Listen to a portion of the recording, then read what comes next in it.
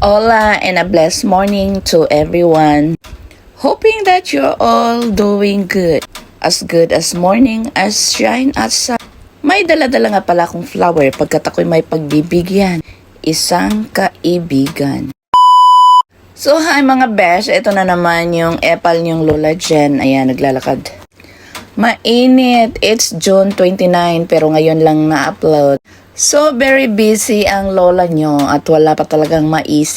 Tinatamad mag-edit pero nanghihinay. And before anything else at bago mangyari ang mga kaguluhan, binigay ko na muna yung aking maliit na pasurpresa. Tuwang-tuwa naman siya dahil hindi ko alam kung saan siya natawa.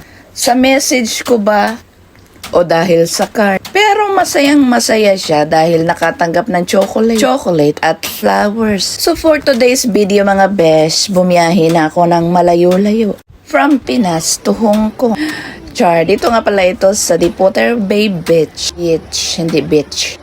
Kita nyo naman na malinis at maganda. Malawak siya kaya binalikan ng aking mga kaibigan. So tingnan nyo naman yung mga food, sobrang dami. At dahil nga sa dami, ako hindi nakaisip kumain. Kundi naghanap na lang ako ng mga tira-tira. Marami pang pagkain sumobra kasi halos lahat nagdadayet. Kita nyo naman yung mga tiyan ng mga batang yan, may laman pa ba yan? Ako nga itong hindi pa kumain, pero ako itong pinakamalaki ang tiyan. Unfair, diba? Pero bago nga pala ang lahat, ayan, nag-selfie-selfie muna ako habang sila'y kumakain. Gutom na yung aking mga bulate pero hindi pa ako kumain kasi nga ang laki ng aking tiyan. Kapag ako'y kumain na, di hindi na kasya yung aking isusuot. Andito na nga pala yung mga tropang box na makukulit. Nagsama-sama na kami kasi sa kaliwat kanan pareho kong mga kaibigan. Hindi pwedeng sa isa ako makapagkita at hindi pwedeng sa kabila.